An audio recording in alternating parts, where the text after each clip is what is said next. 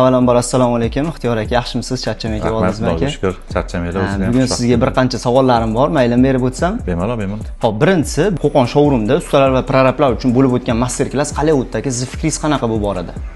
Qiziq bo'ldi. Menimcha hamma kelganlar shu ilm izlanib, ustimda ishlayman deganda kelgan ekan va menimcha hammasi sizlar bilan bir partnyor bo'lsa kerak deb o'yladim. Qiziq bo'ldi, zo'r bo'ldi. Yaxshi savollar berishdi. O'zimiz ham ochilib ketdik. Misol uchun qizg'in bo'ldi, oxiriga kelib qiziq bo'lib ketdi. Keyingi savolim shundan iboratki, shu Domstroy, Qo'qon showroom haqida fikringiz qanaqa? Mana o'zingiz professional bu borada, misol qurilish sohasida, iminiy dizayn sohasida mutaxassissiz, professional. Fikringiz qanaqa bu Qo'qondagi Domstroy showroomimiz haqida? Zo'r. Kelishim bilan o'sha brendinglarni aytishni boshlashdi, tushuntirishni boshlashdi.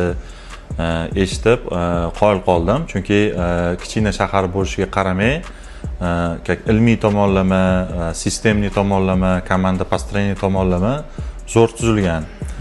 Klientni mijozda hamma og'riqlari o'ylangan, kelib turib, u yoqqa, bu yoqqa, nima deydi, qidirib yurmaydi, bitta joyda ish hal bo'ladi, tez bo'ladi.